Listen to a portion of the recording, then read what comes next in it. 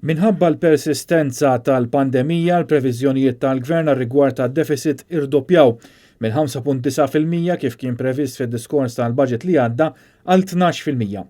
Waqt konferenza tal-aħbarijiet fejn ta' dettalji dwar reviżjoni ta' ċifri fiskali għal din is-sena, il-Ministru tal-Finanzi Clyde Caruana qal li l-Gvern kellu tnaqqis ekwivalenti ta' 5 miljun euro kuljum, 3 miljun żieda fin-nefqa f'diversi miżuri u 2 miljun tnaqqis mid-dħul tal-Gvern. Kif mistenni l-akbar daqqa kienet fit-turizmu, hekk kif kien hemm tnaqqis ta' 80% minn 2.8 miljun wasla ta' turisti fl-2019 għal 680,000 is-sena li għaddiet. Għal dak li għandu x'jaqsam mad-dejn pubbliku dan tela b'10% f'temp ta' sena minn 55% tal-prodott gross domestiku għal 65%.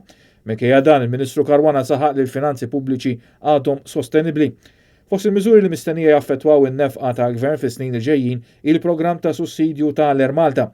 Mistoqsi jekk kien hemm xi risposta min-naħa tal-Kummissjoni Ewropea, Clyde Caruana qal biss li se jkollu laqgħa mal-Kummissjoni fil-jiem li ġejjin. Il-ġimgħa se nkun qiegħed fi Brussell fejn se jkolli taħdidiet ma' diversi kummissarji fih dan il-Kummissjoni u fosthom se nkun qiegħed nintaqa' mal-Commissioner li għandha x'taqsam ma' dal-qasam Vestager u ħankun qed nitkellem magħha wkoll fost affarijiet oħra fuq l-Air Malta. U qal li l-parti kbira tan-nefqa kienet fuq il-qasam tas-saħħa u l-miżuri tal-Malta Enterprise.